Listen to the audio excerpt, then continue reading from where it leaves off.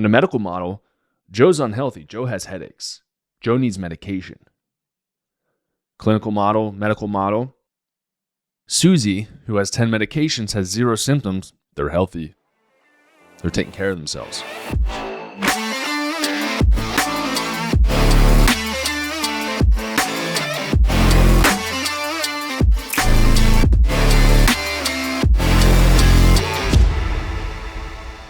All right, everybody, welcome to another episode of the Doc Jacque Show. I am so excited to talk about this topic today. It was something that got mentioned to me on Instagram, and I told this person that I was going to shoot a podcast on it because I think it's massively important to really draw awareness and bring awareness to this particular topic. And I know what you guys are thinking, like, what is it? What is it? So people are like, well, listen, how do we know if I'm healthy or not? Right? Because from what I'm saying as Doc Jacque, what I'm saying is, health is not how you look or how you feel.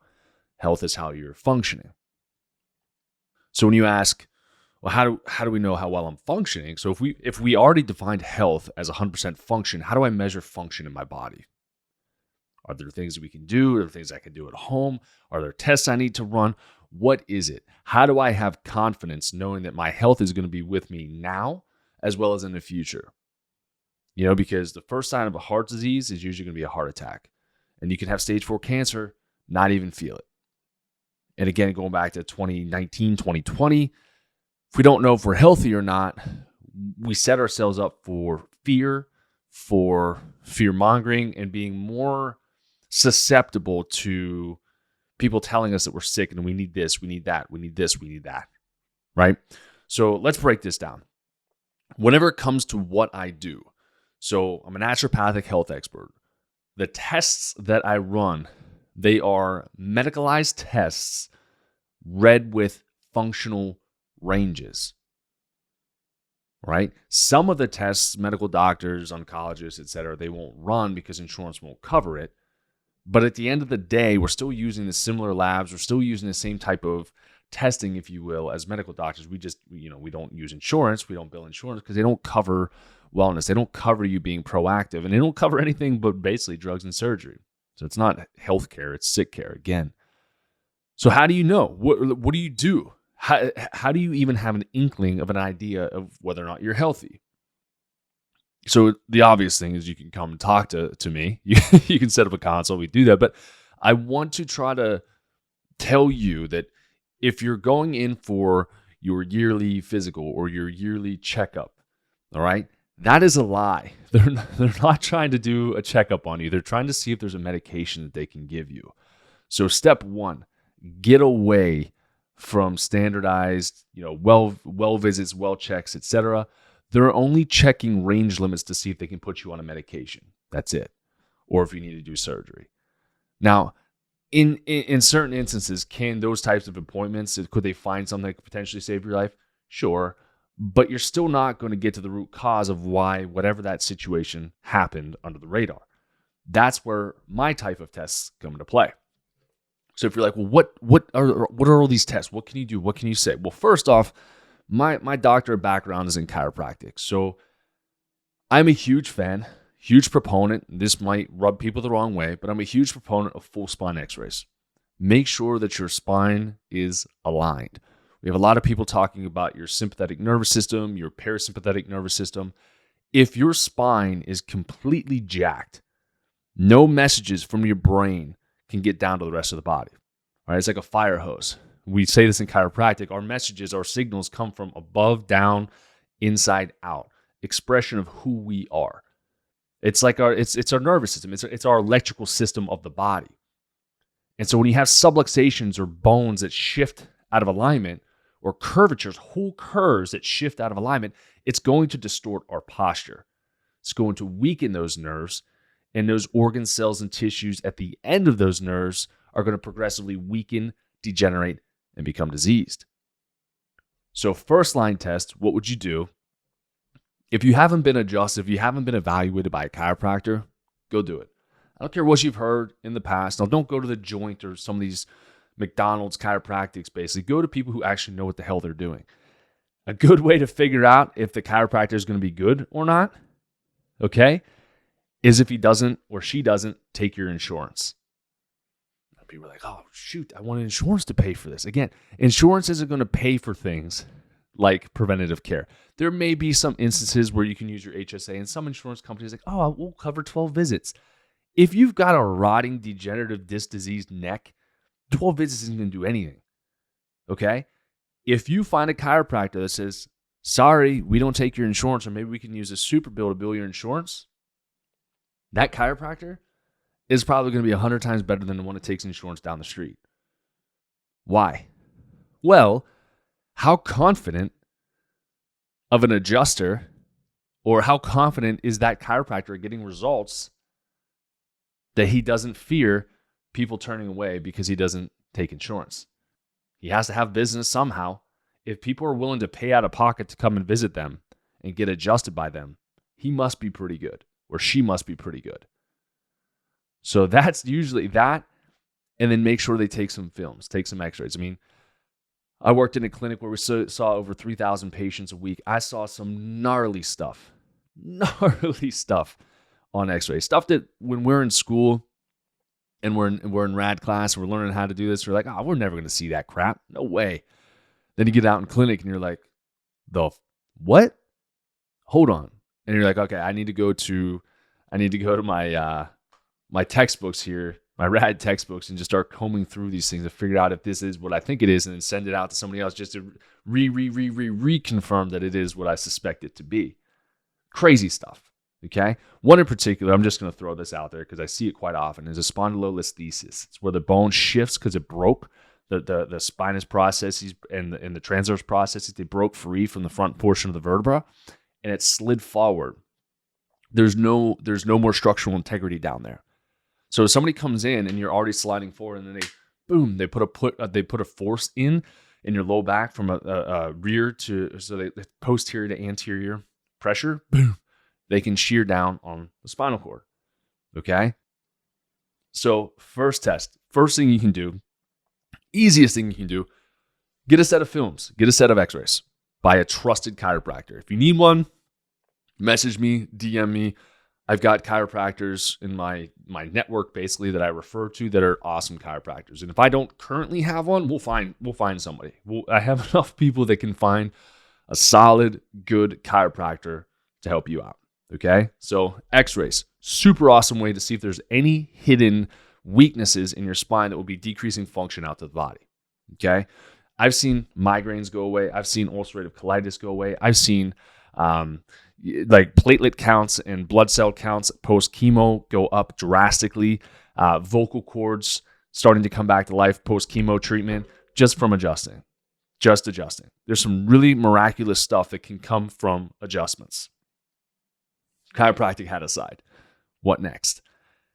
Now, anybody who's worked with me or seen anything that I post knows that I love talking about poop. I love it. Stool test all day, every day. It's my number one test. I don't care. I don't care if you have digestive symptoms or complaints or not. I'm going to test. I'm going to test it. I'm going to make you poop for me, because you can have subclinical infections that don't elicit any signs at all, but slowly start to chip away at your health. Okay, and again, in America, what we're trained to do is when we start noticing things are going wrong, where do we go? We go to our PCP. Our PCP is not going to run the stool test. If they do, it's going to be this horrible. I've seen it, trust me. Even GI specialists, their tests suck. They're awful. They're god awful. When you have these stool tests done, you'll be able to see if there are any hidden subclinical things that are chipping away your illness that would, in theory, if you didn't come to one of us, you could say, hey, Doc Jacque, I have anxiety.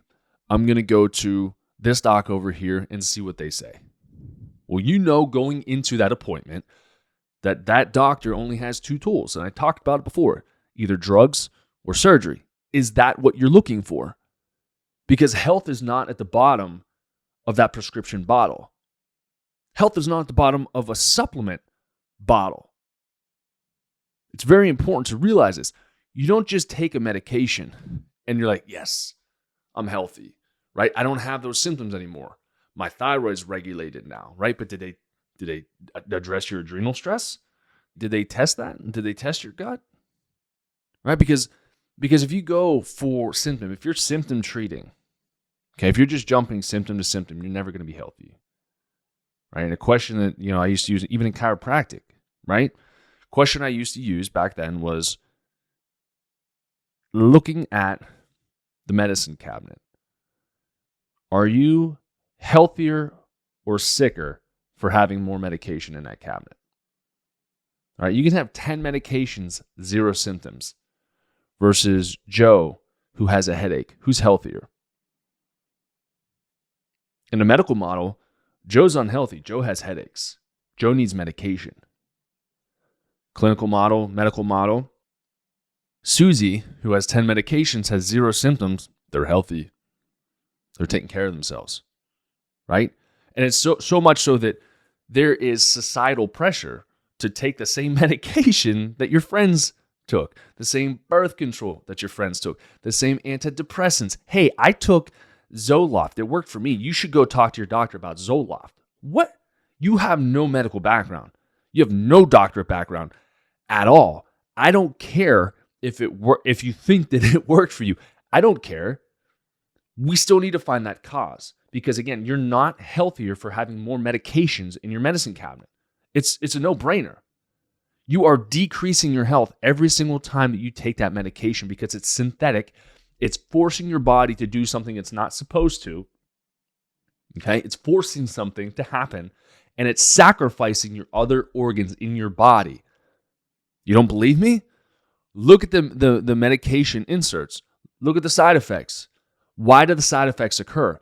Side effects occur because it forces your body against its will, which tells you it is not solving the problem. On top of that, if you say you're taking a blood pressure medication, right? You're taking a blood pressure medication. You take it for high blood pressure, low blood pressure comes down, boom, you're considered normal, right? Is there at any point a time where your doctor says, hey, Susie, I just need you to take this for 3 months, then you'll be good? No. What about cholesterol medications? I just need you to take this statin for 5 months. Cool? Awesome. No, it's not what they do. They monitor your dose because they want to keep that on. They want you to keep on that for life. Now, if you stop taking your blood pressure medication after 3 months and you never fix the cause as to why you had the high blood pressure to begin with, what is going to happen to your blood pressure post-medication? It's going to go up. Brings fear, family history, heart disease, heart attack, strokes. I'm nervous. It's the number 1 killer in the world or in America. Heart disease. Oh, shoot. I need to go back on my medication. That's what we're trained to do. I have a symptom now. Oh no. What should I do? Your body's trying to tell you what to do. And hearts, and I might get bashed over this. The heart is a response organ. It's a response organ. It responds to the environment, right? Because if I smash my big toe, what's going to happen to my blood pressure and my heart rate? It's going to go up. What if I have a gut infection? Do you think I can maybe have racing heart, tachycardia, maybe slow heart, bradycardia, maybe an irregular heartbeat? Yep. What if somebody's mean to me, hurts my heart a little bit? What if I go into a room with 5 million people and I'm supposed to speak? What's going to happen to my heart? Heart rate's going to go up. It responds to the environment. So to say the heart is failing you, why? Why? What is causing such a miraculous organ, this muscle, what is causing it to fail? Okay? It's not failing because of lack of blood pressure medication. It's not failing because of lack of a statin. Why is it failing? Figure it out. That way you don't need the medication. So I think I digress quite a bit there. But so anyways, when we're talking about health, right, what do we do? What do we run? Talked about the stool test, right? Stool test, I mean, there's one infection, H. pylori, Helicobacter pylori, that is like my best friend and worst enemy at the same time. It's like keep your friends close, your enemies closer. H. pylori is a pain in the butt. Symptomatology, is anything under the sun. Can fly subclinical, can cause 80% of stomach ulcerations, it can damage your nervous system, it can cause rashing, it can cause hypochlorhydria, you don't absorb your nutrients, it can cause iron deficiency, it can cause rashing, Hashimoto, you name it. And this can cause it. Now, H. pylori can sometimes fly subclinical. We get a lot of those infections when we're kids, when we're young. And so time goes by, and we're like, you know what? Every once in a while, my stomach acts up, but I just take some Tums real quick, and I'm good. I just go about it. I'm back to normal, right? That's what we're just trained to do, okay? Oh, shoot, got a symptom. Bloop. Just take something. Good. So subclinical, first test, what I would tell you to do is by far most important test to do, stool test. All day, every day, stool test, okay? That's also going to measure secretory IgA, which I've talked about before on this podcast. It's your immune markers, okay? Not just in your gut. It's anywhere there's a mucosal lining, you're going to have your SIGA marker, your secretory IgA. It's first line defense against anything, okay? They've done research where they took prisoners, they had people with low secretory IgA, gave them parasite, normal secretory IgA, gave them parasite, and they're like, I wonder what's going to happen. People with normal or higher levels of secretory IgA had minimal symptoms at all, kicked out the parasite real quickly. People who had low secretory IgA, it was not nice. Now, it's not nice to experiment on humans, but I thought that experiment was kind of cool. Nobody died in the experiment or anything. They just suffered a little bit, but they're in prison, so, as long as they're in there rightfully, maybe they deserved it a little bit. Anyways, so stool test. This is going to be your gold standard to figure out if you're healthy or not, okay? Number 2, what do? Didn't mean to make that rhyme, but why not go with that? Number 2, what do? We can do an adrenal test and or hormone test. One of my favorite tests besides the stool is going to be called a Dutch Plus. All right, Dutch Plus test. The Dutch Plus, what it's going to do, the plus aspect of it is you're going to get salivary adrenal markers. All right, we're going to see what your cortisol is doing. We're going to see what your stress response looks like. Because if you're in chronic stress, the adrenals are going to break down everything in the body, okay? And you might be like, well, I'm only stressed out every once in a while. I think life is pretty good, but, I have this going on, or sometimes I miss my cycle, or sometimes my hormones are kind of weird, or I get emotional. Take a look into the adrenals. For goodness sakes, especially the last 2 years, everyone's adrenals have been just beat up for the last 2 years, just constantly in fight or flight, okay? And you'll go through different levels of adrenal fatigue or adrenal burnout. You'll have the hyperexcited state where you can't calm down. You have the sometimes I'm up, sometimes I'm down. Then you have the flatliners that are just like, I'm here to exist. Life kind of sucks right now.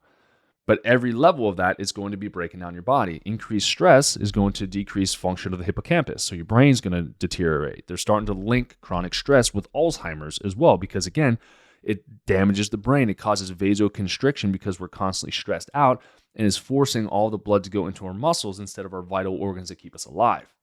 Got to get out of there. What else does it do? It eats our gut. When we have chronic stress, it deteriorates our intestinal tract lining and leads to leaky gut. All right, now I've talked about leaky gut with infertility. Leaky gut's going to lead to all kinds of skin issues. It can lead to blood issues. It can lead to cholesterol issues. It can lead to heart issues. It can lead to brain issues. It can lead, just look it up. Gut permeability, leaky gut. There's so much research. Just type gut permeability, NCBI, or PubMed. Even if you want to use Google or DuckDuckGo, go ahead and toss in. You'll see some scholarly journals talking about that. At this point, it hasn't been censored, talking about leaky gut. Maybe in the future it will, because there is some instances that COVID has an impact on the gut, but that's a different topic for a different day. All right, so adrenal stress, huge. Plus, it eats up your muscle tissue too. If you're working your butt off in the gym, you want to know that what you're doing in the gym is actually paying off for you. You can be working out too much. You can be working out too little. You can be just kind of not doing anything at all and just like, I'm just in the gym and I'm just going to go to the sauna today. There's varying levels of how your level of exercise can actually negatively impact your health. So it's good to know that too before you start this New Year's New You thing. maybe not working out to start the year will actually be more beneficial for you because your adrenals are so freaking shot right now that if you do anything else that's going to be catabolic to your body, which working out is, it's going to continue to break it down, and you're never going to get that chance to go into that anabolic phase where you're starting to rebuild your body. Being honest, this is one I think I've said it on here, but this is one where spouses will battle back and forth, where you can have one or the other that's overweight, and the spouse is like, you just need to work out, you just need to cut your calories, you just need to do this, you just need to do that. Well, no. What if that person worked out and their adrenals are shot? You're going to make that person gain more weight, and you're going to calorie restrict them, which is going to put them even further into a primal instinct of fight or flight, and you're just going to start sticking body fat on you and slowing down thyroid function. All right? Stress. Talk about hormones. Now, stress, we talk about the pregnenolone steal, the cortisol steal. It's going to have an impact on your hormones as well. Stress also has an impact on insulin, and it can make you, and blood sugar dysregulation, it can make you crave foods that you're not supposed to have. So your sugary foods, when we're more stressed out, we go more towards our comfort foods, which is never a kale salad, or it's never a grass-fed, piece of beef or anything like that. It's like your snacky crap that's going to be in your pantry, or ice cream, or whatever, or fast food, because you're just so stressed out and you have to eat on the go, which is going to stress you out, and you're not going to be able to break it down anyways. So the stress response is big. Now, the other thing that can happen in terms of hormones is chronic stress can actually cause an overconversion between testosterone to estrogen. So it can then make you more estrogen dominant. So again, talking about that stress response, we want to be very careful. Sugar, again, coming from being stressed out, then stress itself, and then alcohol is usually like the top three things that's going to cause overconversion of testosterone to estrogen. So again, when you're stressed, people drink, you get the beer munchies or the alcohol munchies, you eat crappy food, you sleep crappy, and it's just going to lead to weight gain. So again, minimal short-term gain, long-term loss on that. When you run out the whole Dutch Plus test, you're going to see your adrenals, and you'll see every single aspect of your hormones that can go awry. Okay? Those would be the top 2/3, because it's kind of two tests in one. Those would be the two top ones that I would say, how do we need to do this to measure out your health? If we go to your medical doctor and like, well, I just want to get a checkup, they're going to run a CBC and a CMP, all right? Complete blood count and a metabolic panel on you. And those, be it good, I mean, they can help you track like your immune cells and things like that, but that's symptom testing. That's not cause testing, all right? So when you see that, well, what caused your immune system to go down? What caused it to go up? What caused you to create more eosinophils? What caused you to produce less neutrophils? What caused your liver enzymes to go bonkers right now? What caused your kidneys to give up on you right now? There are so many different things. It's just like getting your feet wet, but why not just go after and figure out the actual cause? Because you'll get a lot of false negatives on those tests, where even like liver issues, right? We'll have mold toxicity, we'll do a stool test, we'll see steatocrits off. So liver and gallbladder function, not really doing that well, not breaking down fats properly. We do a CMP liver enzymes look fantastic. Like, well, your liver's not doing great because your liver can sustain quite a bit of damage before the liver enzymes start going up high. When the liver enzymes go up high, the liver's already damaged and is starting to release those enzymes out. And so that's when they're measured. Again, proactive versus reactive. So if you're just doing your yearly physical, that's once a year, to be like, And usually, and I know this, I've heard people say this, the month leading up to your physical, most people are like, well, I'm going to exercise a little bit more. I'm not going to eat fast food. I'm going to do this. I'm going to try to trick this test real quick so that way I don't flag high. And then for the other 11 months out of the year, you're going to be sacrificing your body just to get that 1 month or so, just like a clean bill of health, right? Not smart to do. So how do you know if you're healthy? Health is not how you look or how you feel. It's how you're functioning. So measure these tests, read them at a functional level, so that way we can avoid drugs, we can avoid surgery, we can have confidence moving forward into the future. Because heaven forbid you develop cancer, well, guess what? Those two tests will tell you why. Okay? I'm going to pause on that. Those two tests will tell you why. So you get diagnosed with a cancer. Fantastic. What caused it? What caused that cancer? Because oncologists, they're just going to poison you and try to kill it out of the body, right? But inflammation is at the root cause of the disease. Chemo is going to poison you. It's going to cause inflammation. They're going to cut you. Cutting causes inflammation. You're never going to be able to get all of the cancer out. You want to know how smart the body is? Tumors, all right? Tumors are fascinating. And people are like, I'm done listening now, but listen to me. Your body is designed to keep you alive, whether you like it or not. Symptoms, red flags, smoke alarms going off in the body to let you know, hey, you've ignored me long enough. Now I'm going to let you know there's an issue, right? Because if I start a fire in this room, okay, the smoke alarm does not go off the instant the fire starts, right? Damage already has to be done, and then the smoke is able to get to the fire alarm. What if I have a symptom and I just open up the window? Smoke just goes out, fire still rages in this room, my body's not radioing it. That would be like taking a medication. I'm pointing at my window right now, but that would be like taking a medication. You ignore it. Like, I thought I smelled some burning, but I'm just going to open this window real quick, and then my body, I'm going to trick it with a medication, and I'm going to pretend it's not there, right? Tumors, fascinating. Let's get back to it. When you have cancer growing in the body, cancer grows in a very specific environment, okay? More often than not, it's going to be an acidic environment, hypoxic environment, decreased oxygen, more lactic acid. Your cells are like, they're awesome. They actually change. Physiologically, they'll change to being oxygen-burning cells, basically, to an anaerobic cell, right? Which means that they can survive off lactic acid in acidic environments, right? Otherwise, if you poison your body enough, your cells couldn't adapt. Your cells, boom, they would just lyse. They would just pop. You wouldn't have the chance to be like, ooh, I literally spontaneously combusted. Like, that's what would happen.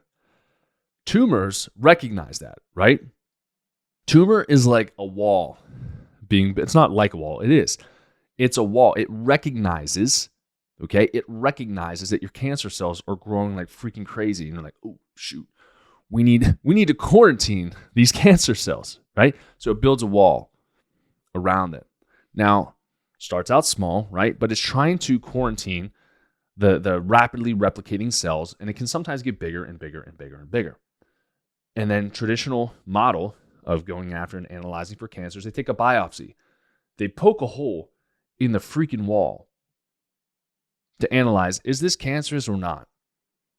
Seriously? You just let out cancer cells. Hops into the bloodstream, goes all throughout. That's step one. Step two, they analyze and like, oh my gosh, it is cancerous. Let's rip it out. When they do that surgery, they're not coming out with a baseball, perfectly intact baseball. They're not coming out with a perfectly intact softball, football, whatever it is. They're coming out with this mutilated mass, hoping that they got all of the cancer cells that were perfectly quarantined in this beautiful little tumor. They're hoping that they got it all out, which is why they try to monitor after they did it, which is also why success rate for cancer treatment is god-awful. They never fix the cause. Just like if you had a garden and you have weeds just growing horrifically, spreading horrifically through the garden, and you just go in and you're like, you know what? Snip, not pull, snip. I don't see the weeds anymore. What's going to happen 2, 3 weeks, 2 months, 5 months, 10 months, a year, 5 years? What's going to happen? You're going to see that weed come back, and you're going to see far more weeds come back because the soil is what caused the weeds to come to begin with. Okay? It's not the lack of pesticide or a lack of like weed killer. It's because your soil, your nutrients are depleted, and it's more favorable to a bad environment versus a good environment. So in the body, say you get that thing removed, they say, oh, you're cancer-free. Enjoy your ice cream. Go to McDonald's. Treat yourself, right? Little Parks and Recreation reference. Treat yourself. But no, you're going to grow more, and it gives you that false sense of confidence. I trust my doctors. They did really good. They let me ring this freaking bell that I'm cancer free, and yay, you're dead. Was that insensitive? Maybe. But I want it to be a little bit, because I want this to really resonate with you guys. Yeah, I'm kind of being a jerk right now. I want to be, because I have to bump you out of your comfort zone to really let you know what you're paying for, what healthcare is actually doing for you. It's not doing anything. They're there to save your life. If you have a tumor that's pushing in and closing off your throat, right? Should you get the tumor out? You can't breathe. Yes. But you sure as shit better figure out why that tumor came to begin with. What about in the colon? I've got colon cancer. I can't even take a poop. I can't even do your stool test, Doc Jacque. What do? Get the freaking thing taken out. We'll figure out what's happening, right? Because your doctor's not going to figure it out. If your doctor is feeding you pudding and McDonald's in a hospital and just saying, we just need to keep your calories down, yay, get a new freaking doctor, because they're killing you. Okay? And this goes for parents too. Parents, if you have kids with cancer and you're feeding them sugar, shame on you. Shame on you. Sugar's going to feed that. You're killing your kid. I'm going to leave it at that. I'm very protective of kids. Very, very protective of kids. You're in control. You allow that kid to survive and thrive or die. Stop feeding your kids the sugar. If you got a problem, I don't care if they're addicted to it. Lock them in their bedroom for a week if you have to and feed them veggies under the door. I don't care. Call CPS. I don't care. I think CPS should be called on people who feed their kids shit and people who allow their kids to be morbidly obese. And I know Graham Allen posted something yesterday about Self Magazine glorifying obese women. This isn't a superficial thing, guys and gals. This is about health. Fat stores toxins. The more fat you have, the more toxins you have. You want to talk about COVID? The more fat you have, the worse COVID is for you. The worse and more deadly it can be for you. You're obese, you're overweight, you have a higher risk for diabetes. You have a higher risk for cancer. You have a higher risk for heart attack, for stroke, for digestive issues. Okay? Let's just paint that picture. That is not what health is. So if you're morbidly obese, you're not healthy. If you're rail thin skinny, doesn't mean you're necessarily healthy. Okay? You can have an autoimmune disease that's eating your cartilaginous tissue. You can have poor nutrient malabsorption where you can't keep an ounce of weight on you. You can have cancer that's causing you to wither away and causing your muscle to be eaten and consumed. You could be hyper stressed out, horribly stressed out, running on fumes and weigh 2 pounds and still be horrible. There's long distance runners that look like this. They look horribly sick. Okay? So on both ends of the spectrum, or if you're right in the middle, what do? First off, accept the journey, because that's what it's going to be. It's not going to be a diet. It's not going to be a fad. It's going to be a lifestyle. This lifestyle that you need to choose, if you so choose it, is walking in health or walking in disease. But both paths need to be outlined for you so you understand every single step you take is either building sickness or disease in the body, or it's building health in the body. The choice is up to you. Cancer, 95% of cancer is lifestyle and diet. 5% is genetics. That 5% of genetics is influenced by diet and lifestyle. You have the choice to be healthy. You have the choice to just accept that this is who you are, if this is who you want to be. But you cannot walk around saying that you're healthy unless you're doing things that are healthy. You can't be eating McDonald's every day. You can't be eating Pizza Hut every day. You can't be doing rails of cocaine in the bathroom every day and say, I'm healthy. I have no symptoms. Good luck with that, is what I would tell you. Enjoy. And if you come across those people, well, life is short, we have to enjoy it, blah, blah, blah. Well, if you want to have a shitty life, go for it. But don't expect me to sign up for that too. I'm here to be healthy. Me personally, I'm here to be healthy. I'm here to lead others into health. I'm here to change our generation older generations, younger generations, my kids' generations, because people are starting to wake up. We have worse heart disease now, worse cancer now, worse diabetes now. I mean, you walk around and people are making jokes about this all the time. We're seeing people who are just morbidly obese slapping the Oculus on their face and it look like the WALL-E movie. Is that what you want? Is that what you want health to be? Are you that? I'm going to be mean. Are you that lazy? Are you serious? You don't want to do anything? You don't want to you want to visualize exercising? Maybe that'll get your heart rate up a little bit. You don't want to do anything. You just want to take medications? And then you're going to tell us, the quote unquote healthy people, and I'll go to the next level, the unvaccinated people, that we're going to be a burden on the healthcare system? That's insane. It's absolutely insane. So I got off on a tangent again. You guys, I tell you what, I get fired up on this. And I'm not going to apologize for it. I think it's important. You know, I'm very passionate. I'm not angry. I'm passionate. Very passionate about this. Because I want to walk out in public. I want organic. I want that to be taken off labels. Oh, wait. Because no other food should be created that's not organic. Dye-free, written on labels, take it away. U.S. government, take that shit off the markets.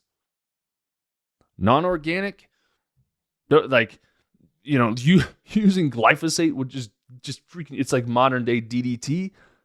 Get it out of here. Stop using it. Okay? Artificial colorings, artificial sweeteners. Stop. Get it the hell out of here. Give me old school sugar any day over artificial sweetener. Yeah, you just said sugar feeds cancer. Yeah, but this shit, this shit's bad. Get that sucralose out of here. Get that aspartame out. Stop telling people that low fat is healthy. Stop with the low fat fad too. Stop that. Get that crap off the market. Allow people to eat healthy fats. Teach our kids. Like there's days where I wish I could tap into the public health system, and I want to teach a class, and I want to. This is something that me personally, this is what I want to do. This is what I want my future to look like. Maybe I'll manifest this. I'm getting real fired up here. I want a world where our kids growing up know how to eat. I want a world where my son doesn't have to worry about bringing something that's dairy-free into an event or gluten-free into an event. I want everybody to do that. Why? You're selfish. It costs more. No, that shit is poison. It's poison. You're poisoning your kids. Step 1. Step 2, re-educate parents on what health actually is. When kids are born, I would love for every single mom to go out there and get a food sensitivity test. Everyone. Why? Well, because babies are too dang little to get that blood drawn on them. Find mom. Mom, test some food sensitivities, because what you're going to have is going to impact that child. Step 1. Child's coming born. If you can run your own foods test, cool. But run a stool test. A lot of babies, they have a lot of overgrowth, especially hospital births. A lot of overgrowth, a lot of dysbiosis. If they have H. pylori, kill it. Get rid of it then. Don't wait 30 years to kill it off. Later on in life, okay? Kids are going through puberty. Tell me right now why it would not make sense to, instead of just immediately jump to put your freaking kids on birth control, you jerk of doctors, screw up their fertility, and lead them down my path to have to fix what you freaking damaged for 20 years, doctors. Teach them to test their hormones. Teach them. Teach them how amazing their bodies are. Teach them that they have everything inside of them that they need to freaking heal. Teach them that. Run a hormone test on the girls. Run a hormone test on the boys. Girls, if you're having painful cramping, you're missing your cycle, somebody needs to tell you to chill the hell out with the exercise. Amenorrhea, not a cool thing. Not a good look. Okay? Not healthy for you. It's a normal biological process. You don't want to stop that by over-exercising, because you're going to jack up your adrenals. You're gonna blow out in college. Usually, what's what happens. You'll be an athlete in high school. You go to college, your hormones are gonna be blown out, and you're gonna gain 30, 40, 50 pounds. You're like, oh, you gained a freshman 15. No, you screwed yourself in school because nobody taught you the impact of stress. That's the other thing. Do that Dutch Plus on your kids. Why? Watch them be fantastic students. Watch them. You remove those artificial colorings and artificial dyes. Like this would be my health class. If I had a health class in high school or we'll just say high school. Okay. Now kids are getting their cycles at like freaking 7 years old, which is insane. Increased risk for breast cancer and all these other cancers. But teach this stuff then. Okay. Teach them what stress is going to do to their health. Teach them breath work techniques. Teach them how to meditate. Teach them how to step away from negative, toxic influences. Teach them how being on social media melts their brain. Teach them how watching that shit on television is going to desensitize them to real life stuff that's happening in the world. Stop with the blood and gore. Stop with the political charging of children now. Stop indoctrinating them in BS, okay? What the most important thing that I feel that should be taught in high schools is actual health. Test their hormones. Teach them how to read their hormone panel. Teach them that when they get stressed out, okay, you get test anxiety, hippocampus, boom, gone. Your recall center, gone. You can know 2 + 2 going into a test. You're stressed out because you didn't prepare or whatever it is, and boom, 2 + 2, you're like, 37? I don't know. Teach them these things. Teach them how to take care of their gut. Teach them that these school lunches are god-awful. We're paying for this stuff. Our tax dollars are paying for public school system. Why the hell are we feeding our kids toxic food? Shouldn't even be allowed on the menu. Let alone, it shouldn't be on the menu. It shouldn't even be on the shelves. It shouldn't even be a purchasable option to eat this stuff. It's killing us. It's killing our kids. So a world where our kids can go to school stress-free. You want to have recess? Fantastic. Let them exercise. Maybe after recess, teach them how to meditate. Half hour. Everyone sits down, grabs a mat, meditates around. I think that'd be fantastic. Okay? More important than some of the other crap we were taught in high school. Teach them these things. Teach them how powerful their body is. Teach them to heal and make sure that they don't have to get stuck on birth control. And by have to, nobody has to get put on birth control. Not a single person, not a human being alive needs to be on birth control. That is something that should, again, be wiped off the market. Teach them responsible sex habits. Teach them that if they do want to be sexually active, first off, not my business. It's your kid. It's their body, their choice. It's up to them. But teach them that if they are going to, first line defense is going to be the condom. Good old-fashioned condom. Okay? If you're like, I don't enjoy the condom. I get it. I totally understand. Then teach them how to track their cycle appropriately so that they're not having sex on fertile months or fertile weeks. Okay? If you're like, oh my gosh, Jacque, are you telling my kids to have sex? No. I'm telling you that doing that will be far healthier for your children and their future success in life because they'll be far more mature about these situations, and they'll be knowledgeable. They will be empowered to know how powerful their freaking bodies are. This would just be my basic education. You know what else I'd say? And this is go nuts. Get rid of the damn vaccinations. Stop it. Stop it. You're having neurological delays. You're having new ones come out every year. They get more and more unsafe. There's no research to literally back the fact that vaccines work. They came in after the decline. The trend line was already going down prior to vaccination. Vaccines have always harmed people. This one in particular, this new one right here that's come out, I think it's like 80,000 people or something like that died from this shot. When is this madness going to stop? It's just trying to do what our body already naturally does. Okay? So my world, my future that I want, and hopefully maybe one day I'll just figure out a way to finance and buy my own health island. This is what will happen there. We'll have great times. We'll have amazing people. We'll have children, okay? Like moms, dads, they worry like crazy about their kids going through puberty. Daughters, getting their first menses. You don't know what to do, or your kid goes crazy. You're like, oh my gosh, why is she so mean? She's so irritable. I don't know. Test their damn hormones. Don't put them on birth control. Test their hormones. Figure it out. Figure out if it's gut related. Figure out if it's just because they keep eating gluten and it's damaging the brain. What about the artificial sweeteners or ACE-K, potassium K that you can be taking, causing your cells to explode in your brain? There are so many ways that we can make a change in this world. As a parent, as a doctor, it is my responsibility, our responsibility, Megan and myself's responsibility to take care of our kids, okay? With the knowledge that I have, the information that I have, my clinical experience that I've seen, it also turns into my responsibility to let other parents know what true health is so that they can pass it down to their kids. If they need my help and assistance, I take care of a ton of children. A ton of children. Why? Because people are turning away from their pediatricians, because most pediatricians are just going to give you your vaccines or some sort of antibiotic. That's it. Your well visits, did you get your shots? Do you need to? Do you need a booster? That's it. Why? Okay? I've helped people with mold growing out of their ears, kids with mold growing out of their ears, naturally. And it gets freaking flourishing right now with health. Also with understanding what health is. All right? Super young when he came to me, but I guarantee you he will never forget where he was and where he is now.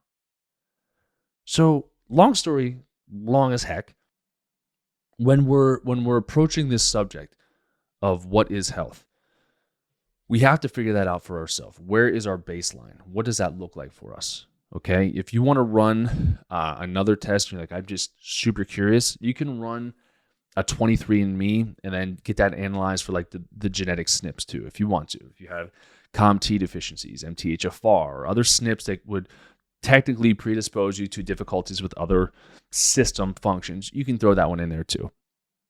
Don't spend thousands and thousands of dollars on genetic testing. You just do a 23andMe. You'll be fine. Just get it analyzed properly. Stool test, Dutch Plus test. That's it. I mean, that's really all there is to it. And the thing is, do it now. Why would you wait? You know, why? What is the point? Are you waiting for the right time? Are you waiting for the right time to get healthy? Are you waiting for the right reasons to get healthy? Are you waiting to save money to get healthy?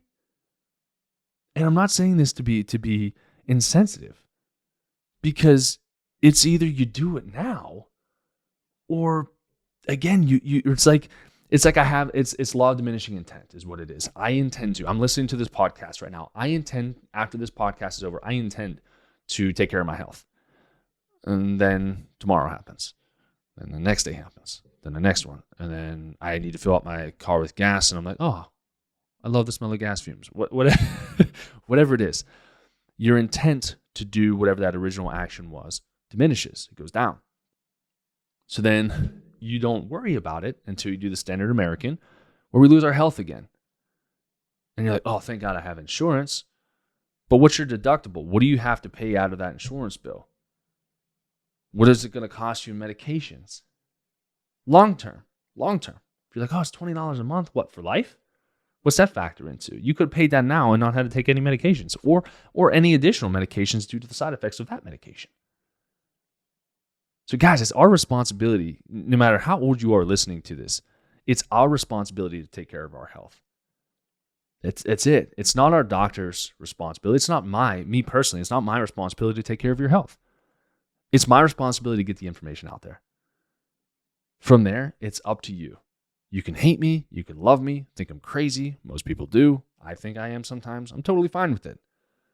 But the track record and the things that I see in practice gives me this confidence. If I was just some snake oil salesman, I'm like, I don't know, maybe see if this works. Then I wouldn't be standing here. I wouldn't be as charged up. I wouldn't be as invested in this. I wouldn't be doing this podcast that might get me in a lot of trouble. All right? Seriously, I wouldn't. But I'm tired of seeing people come to me as a last resort.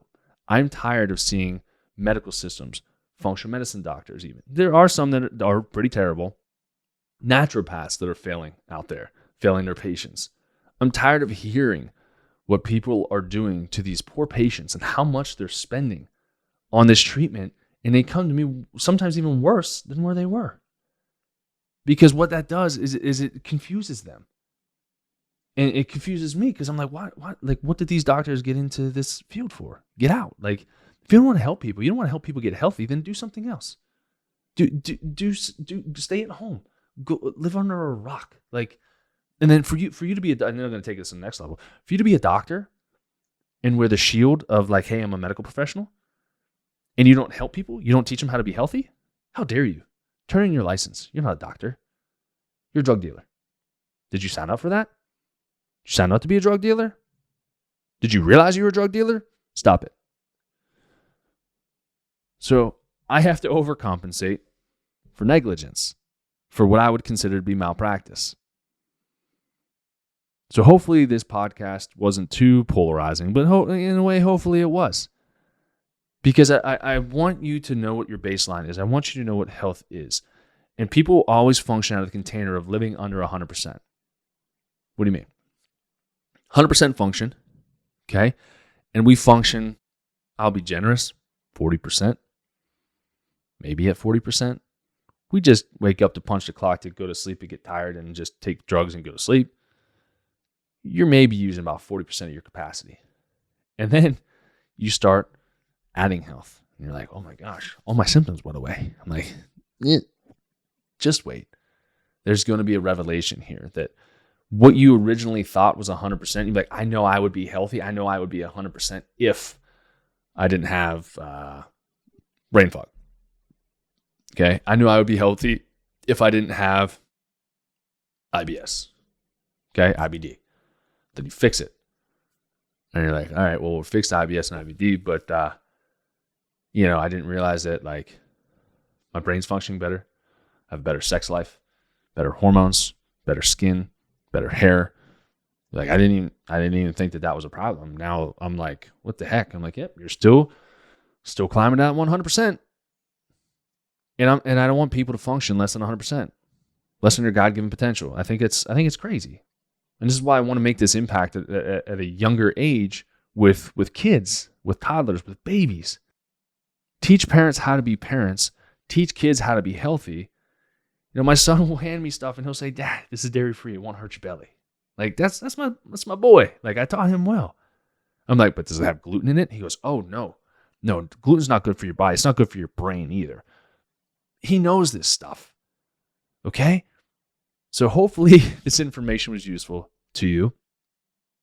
Please, if you want to hear more on this stuff, obviously subscribe. Subscribe to the podcast. If you're just listening to this, awesome. We're on Spotify and Apple, I believe. And then we have video copies of this. You can see my crazy beard and crazy hair right now on YouTube. Spotify has the videos on there as well. But let me know. Correspond to me. Find me on Instagram. If you liked it, tell me. If you hated it, tell me. It's all right. It won't hurt my feelings. I just want to get this message out there. I know the harder I push to get this message out there, I know there's always going to be pushback. I'm fine with that. I was born for this. I was born for the pushback. Okay? So thanks for tuning in today. I'm going to sign off here because I think I gave enough today. So see you next time.